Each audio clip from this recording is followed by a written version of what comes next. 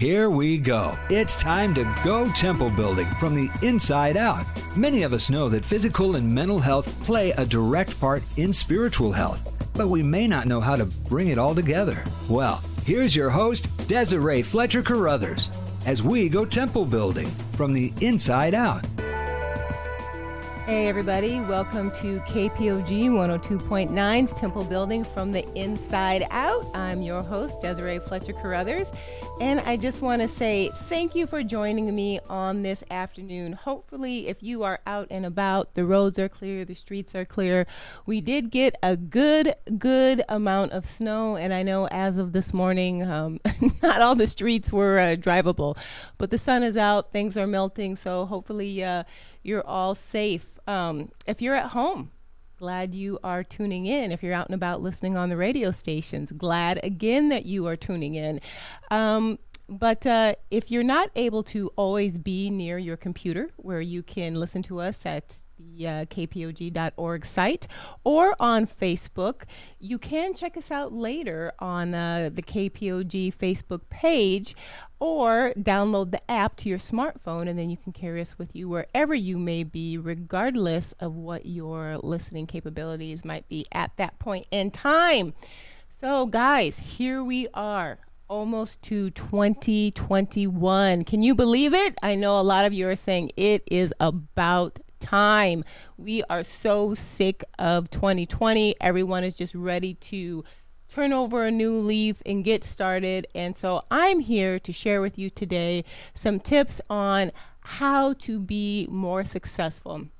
It's one thing to say we want to do something, but then it's a total another thing to actually get down that road to success. And so that's what we're going to be talking about today, because you know what? We've all done it. I've been there. I'm going to be the first to admit it.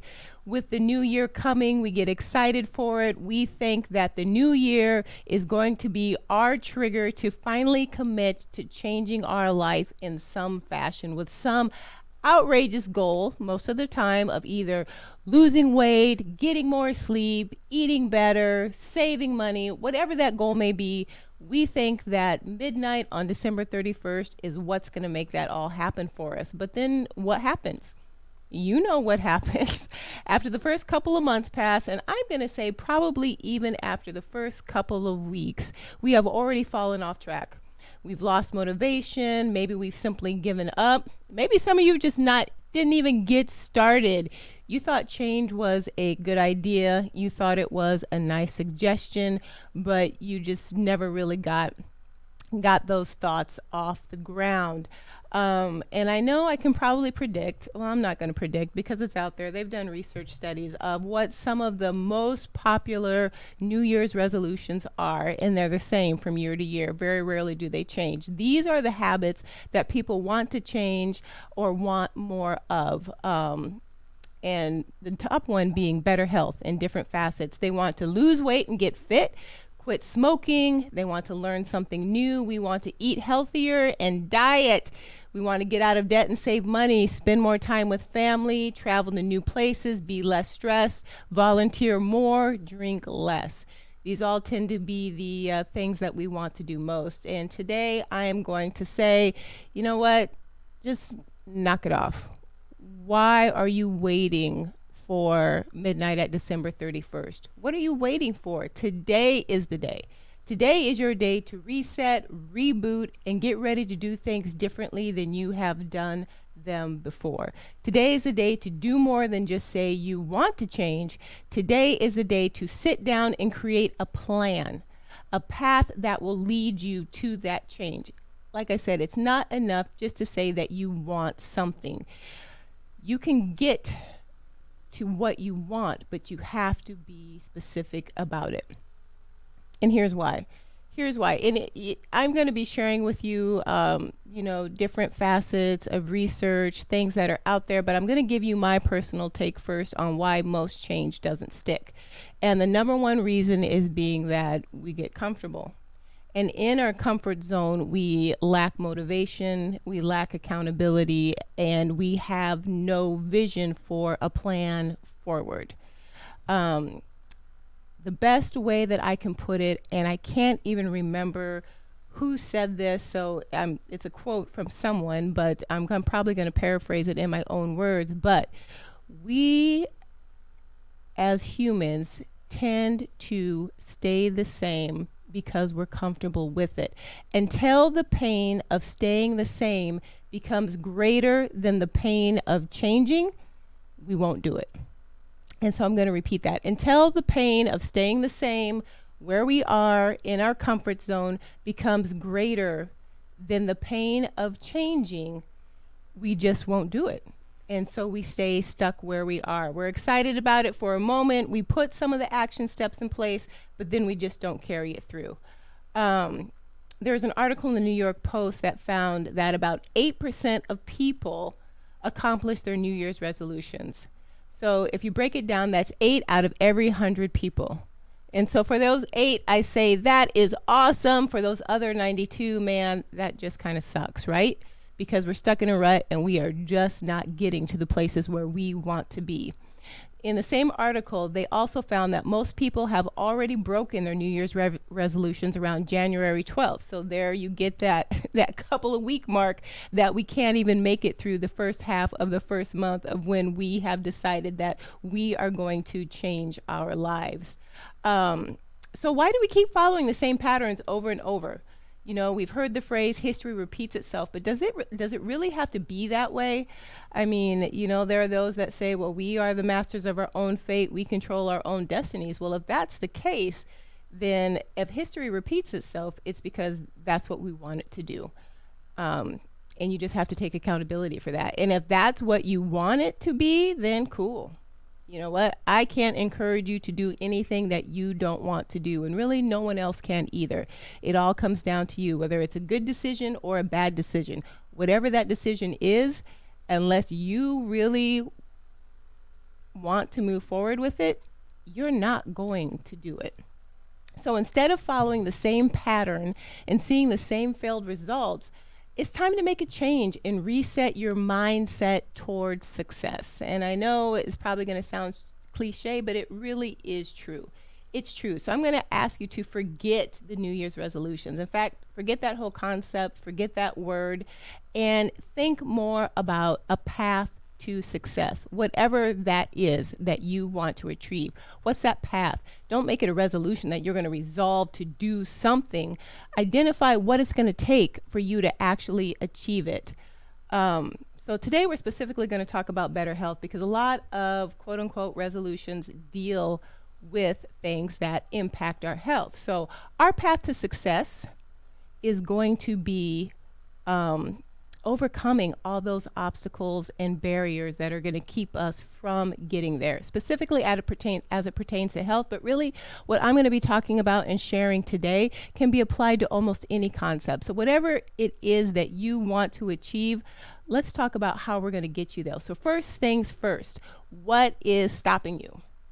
Let's get real about that question. What is stopping you? Why don't we stick to either developing healthy habits, whether that's, physically, maybe it's mentally, maybe it's financially, healthy habits in general? Why don't we stick to those?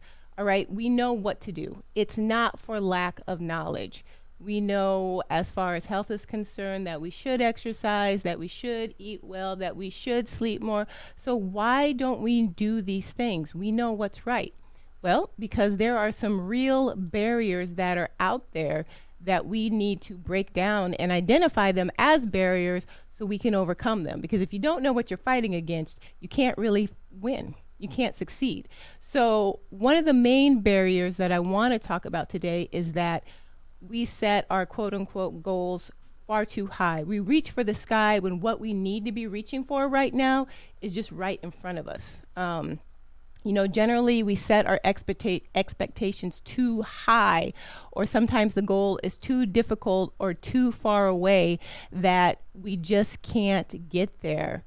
So experts are recommending that instead of having this big lofty goal that you can't see the end to, and we might not even know that the goal we're setting is that lofty goal. We might think that it's smaller and that it's more tangible, but It really is. It really is too big for us to wrap our arms around. So we want to bring that in and get more specific. And as we get more specific, we want to make sure that our mindset is coming along with us. And we're going to talk about that more. But we want to make sure that the goal that we are chasing is rooted in positive thinking and that it is attainable. So, for example, rather than set a goal of, I want to exercise more. Okay, that's a great goal, but it's very ambiguous. And that's that big, lofty, even though it seems really easy and attainable to just exercise more, we want to get down to the nitty gritty with that. So we want to say, instead of, my goal is to exercise more, your goal could be, I will walk for 30 minutes every day and have a good mindset about it when I do it. Okay, so you have a more specific aim to shoot for, and you know what kind of attitude you're going to need to go into it. So if you do not perform that 30-minute goal, then what? Then what? Then what happens? Are you barraged with negative feelings? Do you have guilt, or do you have fear that you just can't do it? You're never going to be good enough. Why do I even set myself up for these things? Well, that's the second barrier, is that if we don't perform exactly the way we think that we should be to reach that goal, we don't know what to do. We do not have a plan for dealing with setbacks. And while I was talking about having a plan to success, having a path to success, you also need to have a plan for how to deal with that setback, or if things don't go your way, so you don't just totally fall off the bandwagon altogether and not get back on it. Because that's the other half of the equation is, yes, getting started is a big first step, but if you fall back or fall off or fall away, you have to get back up and get moving again. So having a plan to deal with setbacks is important. So for our example, if your goal is to walk 30 minutes a day and you don't get that 30 minutes done, you know, what are you going to do with those feelings? Where is that motivation? If you have a plan of action for not reaching your short-term goal, you will be less tempted to quit on it and less tempted to quit on your long-term goal. So you need to turn negative thinking into positive thinking, which should include what you will do if you do not have time to walk for 30 minutes. Okay, your backup plan could be that you can walk for 15 minutes, or that you will have a replacement yoga if that 30-minute walk doesn't happen. Or maybe you're going to decide, you know what, I can't walk for 30 minutes, but maybe I can jog for 10 or 5, or do something more cardio robust in a shorter amount of time. You know, another example is if you're trying to quit smoking, have a plan for reducing the urge to smoke. You know, you might want to keep a bottle of water nearby, chew sugarless gum, practice deep breathing, whatever it is that you need to do to get over that urge to do what you don't want to do, because we all do what we don't want to do. Even Paul in the Bible says, why do I do what I don't want to do when I know better? Because sometimes, folks, it's human nature. That's just the way it is. But what's not human nature is to have a plan to deal with things when they don't go our way. And that's going to be one of the biggest parts of your success is A, knowing where you want to go, B, making it realistic, and C, how to get beyond the bumps when things don't go your way. So have a plan for dealing with setbacks. Planning in and of itself is going to help you get so much farther than just having this lofty goal and say, okay, I'm going to exercise more and I'm going to join a gym. Okay, all that gets you is a gym membership. It doesn't really get you any further down the road than if you didn't have a gym membership, because you can still exercise without a gym membership. I don't know if you know that. And I'm a former gym owner telling you guys that you don't need necessarily a gym membership to get started.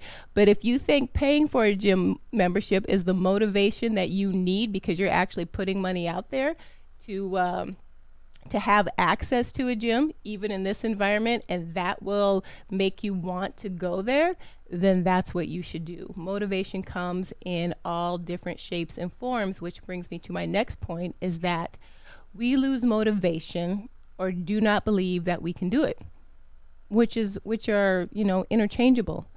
We lose motivation a lot of the times because we believe that we can't do it, or we lose it because we just don't want to do it because the pain of staying the same has not outweighed the pain of changing. So we don't do it. So what's the biggest part of motivation? And I've already given you that answer. We've talked about it a little bit, but it is mindset. Mindset is key. And sometimes you don't have the oomph in your day to keep your mindset where it needs to be to stay motivated. So sometimes you need an accountability partner that can help lift up that mindset and be like, come on, let's go. You can do it. We are always stronger when we have someone with us on the journey a lot of the times than we are when we are alone. And, that's another biblical truth. It talks about, two cords are strong together, but three cannot be broken. So, and of course, I can throw this out there and not remember where I read it, but I know it's there. And I know if you Google 2 chords, 3 chords, you will find it. It will bring it up. So you guys can do that. But motivation and mindset are intrinsically intertwined. And your motivation, it's personal, and it's personal to you. You will be motivated by something differently than what I am motivated on. And there are several factors that will impact your motivation. It could be the value you find in your rewards for reaching your goal. How are you going to reward yourself? The internal belief that you can change. It's mind over matter. I always say, if you believe that you can't or you believe that you can, you are right. And that is so true. If you believe that you can't, then you won't. But if you believe that you can, then you will find a way. Even if your first attempt doesn't work, you will find a way to get it done. And if you have a more positive mindset, your willpower will be greater. So those are just things that keep in mind. We don't stop and think about our emotional and mental outlook on things, especially when we are trying to achieve something, specifically a health goal, and how important your mindset is to actually getting you down to that path to success. A positive mindset is what we need when setting and sticking to goals. Believing that we can change is a powerful motivator. So that, first of all, starts with you. Even if you have been heavy all of your life, you've battled it all of your life, and I know there are individuals out there who are like this. If you are not satisfied with your current level of health, whether it's due to weight, whether it's due to energy, whether it's due to, physical fitness levels, you still have the power to change that in some capacity. And it doesn't matter how long you have struggled with it. It may not get to the point that you want it to as quickly as you want it to, but it can always be 1%, 2%, 5%, 10% better than where it was. You have the power to change that. And your mindset is the first step to getting there. It's a powerful motivator. So just seeing or experiencing the results of efforts will increase your motivation to perform better. Or in other words, results are addictive. And I will tell you that firsthand. When you start to see the scale move, or your clothes fitting differently, or if you have more energy, you'll be like, man, I could get used to this. And yes, you can get used to that. I know the more that I see results, the more that I want it, the harder that I chase it, because results are addictive. And sometimes you're going to plateau. Sometimes things will slow down, but that doesn't mean your body's not going to get started moving again. And there are tricks to that. But the more difficult something is, the more motivating and rewarding those results will be, and the more gratifying, getting to your goal will be. But your mindset's going to be key.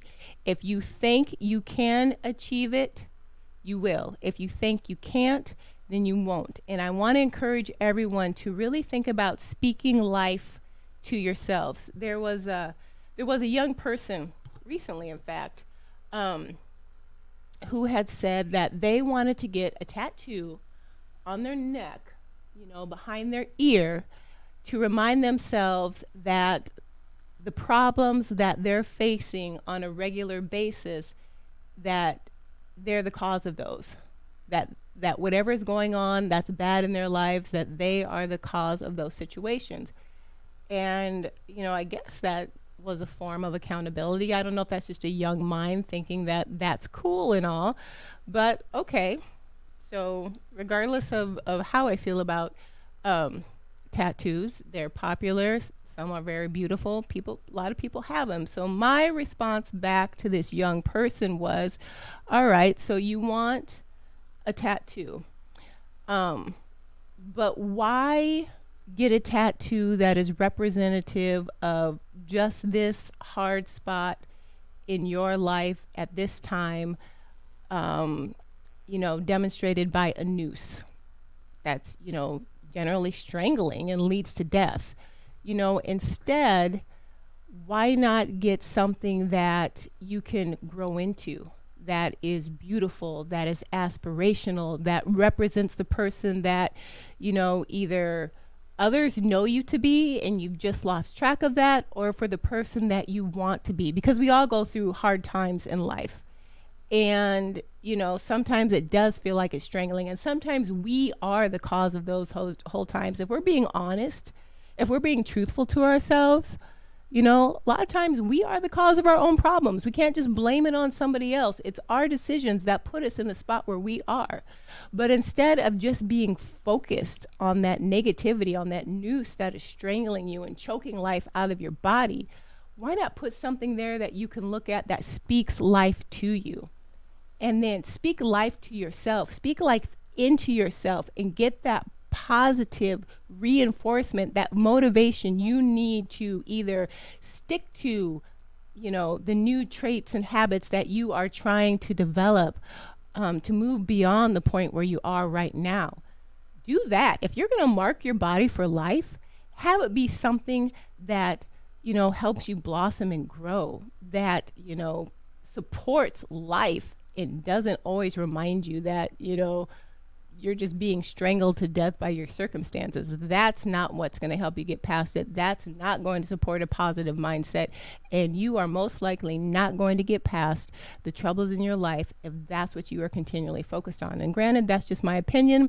Those are the thoughts that I shared, but really think about that.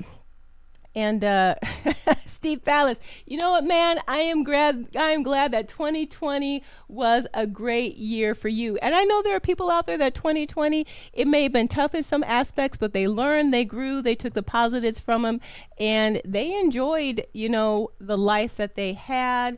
Smiley, so glad that you could join us. Just so glad. Just so glad that you're all here tuning in. Another barrier. So I'm sorry, I'm going to get us back on track. I apologize for that little rant, but barriers to why we don't stick to our lifestyle goals. Because we're reaching too far out in the future when we need to grasp what's in front of us. We don't have a plan for dealing with setbacks when they happen, and we lose motivation. And a big part of all of this is mindset. You've got to have a positive mindset to work us through this. Another barrier is social pressures and convenience.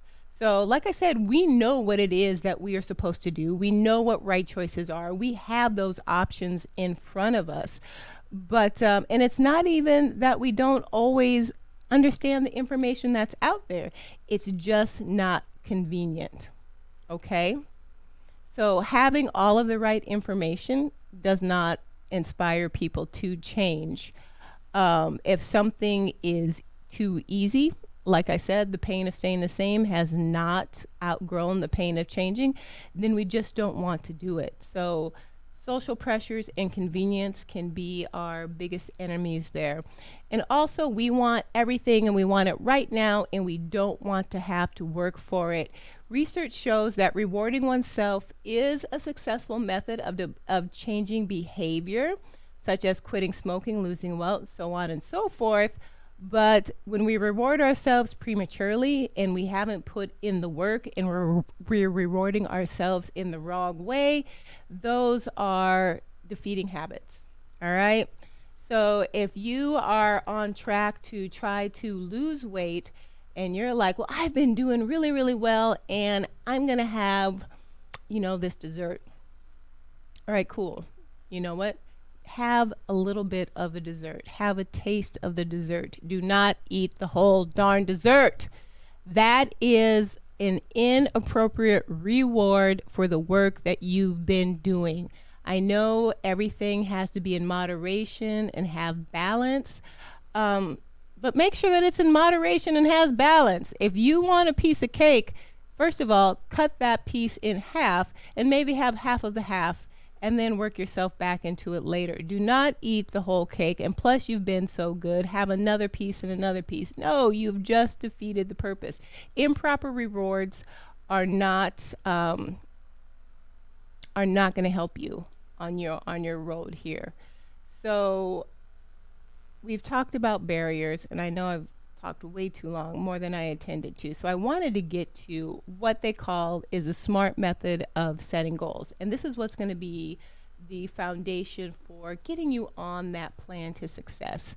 It's been researched up the yin yang. I could talk about, or list, I should say, all of the different research methods out of there that the SMART method was pulled out of and merged and combined and massaged to have the perfect goal setting structure, but we're not going to do that.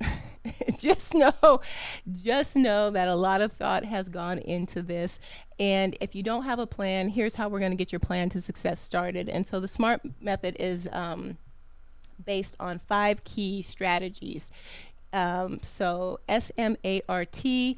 The S is make your goals simple, specific, easy, convenient tasks. That's the first part of SMART, the first part of establishing your plan. So you want to lose weight. That's your big overarching goal. We're going to make that more specific, and we're going to make those goals easy and convenient to accomplish. So you're going to make your goals concrete. You're going to keep them simple. We already talked about if you set a goal too high, you may be overreaching and overtax your attention and your willpower, and you will not get there. Your goals do not need to be essays. They can be short, clear sentences that have a behavior and an outcome that is feasible for your lifestyle. So if your long-term goal is to exercise every day, you're going to have a short-term goal to be simply walking, like we said, every day on your lunch break. Okay, this is a goal that you can focus on. You have the frequency and you know when you're going to do it. And that makes it easy to measure. Did you do it? How long did you do it? Did you do it as many times as you wanted to? Have that plan. If you are going to go to a gym, you think getting a gym membership is the key, then a goal that you may not have thought about will be to take advantage of all the free services that they give you. If they're going to give you a walkthrough, if they're going to give you free personal training, whatever it is that they're going to do to enhance your education on how to get the most out of your membership, teach you exercises, and possibly even teach you proper form, because sometimes some gyms will go to that level, then do it. Don't just say that you're going to get a gym membership, go in and be on the cardio all day long. Okay? So maybe that's your first layer. You just want to learn how to do cardio equipment. But then after that, your goal should be, all right, I'm going to focus on cardio equipment for, let's say, 2 weeks. It doesn't take long to master cardio equipment. Then after that, your goal should be, okay, I want to branch out into the selectorized strength machines. All right, do that for so long. And then after that, you're going to learn how to use free weights. Do you see where I'm going? So if your overall goal is to exercise more, and then a sub goal is to get a gym membership, then the next goal after that should be to take full advantage of your gym membership. Don't just go in, do one thing, because once you get bored with that one thing, you're going to fall off and quit, most likely. Unless you're a cardio fanatic. And then if that's all it takes to keep you going every day, then that's what you will do. But there is so much there. So why not make it a goal to learn, increase your knowledge so that your odds of succeeding are going to be better. All right. And then next, so you're going to keep your goal simple. The M in SMART is measurable. If you cannot measure it, you will not know when you have reached your goal. So rather than having a goal to, say, eliminate all junk food every day, have a short-term goals that have a measurable outcome. So if you drink 5 pops or soda, whatever you call it, in a day, then maybe your goal is to only drink 3 pops a day for 2 weeks or 3 weeks or whatever the time may be, and then back it down to 2 pops a day for another 2 to 3 weeks, and then 1 pop a day for another 2 to 3 weeks. And then after that, you cut it out. Work yourself down, make it measurable. We love data and quantitative information, so make your goal a quantity, a volume, or something that you can measure that moves you down. You don't have to do everything all at once, all right? And that brings us to the A in S.M.A.R.T, and this is attainable. So, we talked about this being one of the barriers to sticking to healthy behaviors and creating lasting change, because that's what we want. We want lasting change. We want things that you can maintain, not just hit your goal and then bounce back to where you were before, but you want to be able to maintain it. So make sure that the goal is accessible. It's that one right in front of you, and that it's acceptable to you. Does your goal fit into your lifestyle? So let's go back to that exercise goal. Say, initially you say you're going to get up every morning and exercise, but guess what? You're a mom, you're a dad, you have kids, you're responsible for getting them breakfast out the door, getting them to school. You need sleep. It's just not going to work for you to wake up early, wrangle the kids, and then exercise, and then go to work. So that exercise goal in the morning, that's not acceptable for your lifestyle. But exercise over your lunch hour, or maybe after the kids go to bed, or what have you, that is acceptable for your lifestyle, and it's attainable. So make sure that the goal, whatever it is, fits into what you're able to accomplish. The R in S.M.A.R.T is relevant, okay? Make sure this goal is personal to you. If it is something you like to do or care about, you're more likely to stick to it. So maybe you don't like exercise, but you like that you don't have lower back pain, or you like that the way your clothes look when you are a certain weight or a certain level of health. So, make sure that the goal A is for you and not someone else, because if you're trying to take on a goal to please someone else, that is a surefire way to fail. So you don't want to do that. You want to make sure that your goal is relevant, it's personal to you, even if you don't necessarily like doing what you have to do.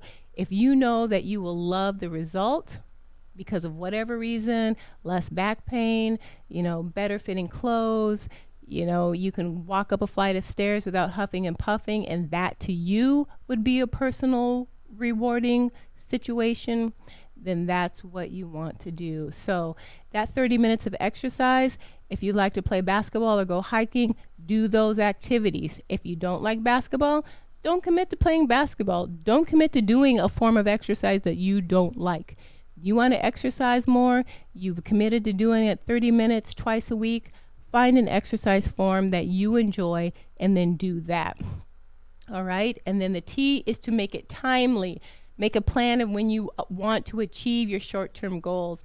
Deadlines are what most of us are used to performing under, and for the most part, it makes us perform better, and it keeps us accountable for achieving those goals. So your goals should have a timeline. When do you want to reach that? And make it a hard and fast goal, because it's easy to say, oh, you know what, I want to lose 20 pounds by my 10-year reunion, and I've got 6 months to do it, and then, oh, you know what, I've got 4 months to do it, I'm okay, and then, well, I can still get some decent results after 3 months, and then so on and so forth. No, you need to have an end date of when you want to get there, and you need to hold yourself accountable and or tell lots of people about what your goal is and when you want to achieve it, and they're going to keep you accountable, because they're going to be like, hey, how's that blah, blah, blah going? You know what? Are you exercising? Are you doing this? Case in point, some of you probably know that I am a natural bodybuilding competitor, and my first show, when I was just getting started, had no idea what I was doing, but I knew that jumping into a competition was the trigger that I needed to ratchet up my motivation to do the things that I wanted to do. I was doing some of the things, but I wasn't really committed to them in the fashion that I needed to form good habits. And so the first thing that I did was I picked a show even though I didn't know what I was doing. And B, I went on social media. I'm not saying you have to do this, but this is the example of how it worked for me. And I put it out there what I was going to do. I made it public as a means of accountability. Now, I'm not saying you have to share your goals with the world on Facebook, but find somebody who can help you be accountable and set that deadline that that person can help you work towards. And it should be someone who is going to make it very difficult for you to let it slide and not be like, you know what, it's okay. You'll get on it. You'll do it when you're ready. No, you're ready now. Now is the time. You have the need. You have the goal. You want to do this. So this is something that is important. You need to decide that it's important. If you've already decided that the pain of staying the same is greater than the pain of changing, now is the time. Now is when it's important. So the way to establish your SMART goals is to keep them simple, measurable, attainable, relevant, and timely. And I challenge each and every one of you that are listening today to sit down and start to write these goals. And you're going to start with, what is it you want to do? All right? Whether it's save money, lose weight, eat healthier, find a husband, find a wife. Maybe you want to embark on a meaningful relationship, whatever the goal is. Write that down on a piece of paper. It can be the big, lofty, unattainable, hard to reach goal, but we're going to get there. Write that down. And then the next thing that you're going to do is you're going to write down all your barriers. Why have I not been able to achieve this goal? And be honest. Be honest and take a look at yourself and identify your role in why you are not able to achieve this goal. All right? And then from there, you're going to create smaller goals with a timeline, and that's going to be your plan of how to get there. And once you've got these smaller goals, you need to go through each and every one and devise a plan of what to do to help you get back on track when you fall off track. All right? So let's take at one last blush. Let's walk through an example here. Let's walk through how SMART planning for success comes into play. So your long-term habit that we're going to talk about here is you're going to lose weight. That's the big lofty 10,000 foot goal, right? Ambiguous, it's out there. Who knows what that means? All right, we're going to get down to what that means. So you're going to make it specific. You're going to lose weight. We are going to start with 5 pounds, 10 pounds, an attainable weight. You can get to that 20, 30, 40, 50 later. Let's start with the 5 to 10. Let's start small. You're measurable. You're going to weigh yourself at the end of every week. Please do not weigh yourself every day. Just do yourself a favor. Do me a favor, even if I don't know who you are. Do not weigh yourself every day. There are some programs that will want you to do that. It's a psychological nightmare. There are so many things that can impact your weight, water, hormones, just lack of sleep. You never know why your body could be holding on to something that it doesn't need to, and it has nothing to do with your caloric intake or output. So please don't weigh yourself every single day. Week over week can be a good indicator. I know there are health professionals out there that will disagree with me and will have a number of reasons to argue why, weighing yourself every day is a good thing. In my opinion, it is not. Okay, so for this example, you're going to weigh yourself, do it at the end of every week at the same time. All right, and this is how you're going to measure your progress. Attainable. So what's going to make this goal attainable? The attainable part is I will lose a ½ pound per week. All right, that should be something that you can more easily achieve. Relevant? Okay, here's why it's relevant. I've been overweight my whole life and have tried different weight loss plans that do not work. Losing weight is good for my health and important to me. That's why it's relevant. And then the relevant point is really important in understanding your why. Why are you doing this? Why are you doing anything? Because your why is also going to be important to your mindset and your motivation. Is your husband your why? Is your wife, your kids, your grandchildren, your job? You want to climb Mount Everest before you're 80. Well, if you want to do that, then there are some very specific steps that have to happen. And you're going to do that because that was the goal of your father and he never accomplished it. So this is why you want to do it for you and dad. What is your why? Why is your goal relevant to you? And timely, starting today. Today. You cannot get any more timely than that. Today, I will start my weight loss plan, and my deadline for achieving this 10-pound goal is 4 weeks from now, 20 days from now. But you've got a start point and you've got an end point, and you're timely. So you got specific, overall arching, you're going to lose weight. Your first step to losing weight is you're going to focus on 10 pounds. You're going to weigh yourself weekly. It's going to be attainable because your goal then after your next micro goal is a ½ pound a week. It's relevant because losing weight is good for my health, and it's important to me because I feel better about myself when I am, XYZ, when my clothes feel better, and I'm going to start today. Today. Not tomorrow, not December 31st at midnight, not January 2nd, but today. And you can get started today by sitting down and making your SMART plan to success. That's how you're going to get started today. All right? And then tomorrow, it's going to be kicking whatever the next micro step of your goal is into gear, okay? That's how you're going to succeed. You're going to have a plan, and you're going to have a plan to get back on track when your plan falls apart. You're going to get it back together. So, and I've got some music back there, which tells me that my phone is going off. But anyway, folks, hopefully this is helpful. If nothing else, I hope you are motivated to do more than just say that you want to change, but that you're going to put some thought into how you're going to make that change, and then make it happen. Make it happen. It doesn't have to be lofty, but it does have to be something that you can start on today, if I can say that word again, today, and that you can take steps towards every day, and find that accountability partner. And if you need one and don't have one, find me on Facebook, Desiree Fletcher Carruthers. Message me. I'm more than happy to check in on you. And you might be like, well, that's, you're just putting that out there. Well, you know what?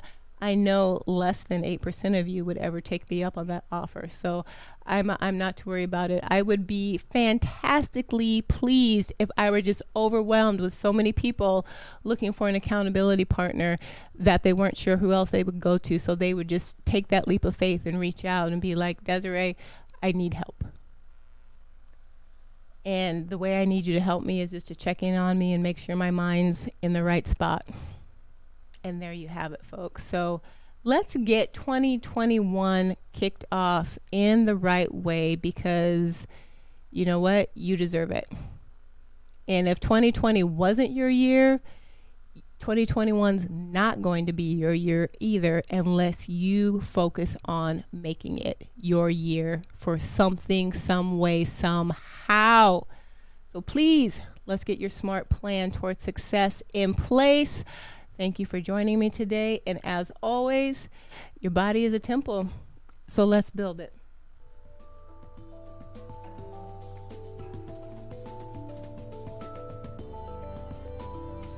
Thanks for joining us for today's edition of Temple Building from the Inside Out, brought to you by the Hazel May Collaboration and Nutrition Coaching, helping you live your healthiest life yet.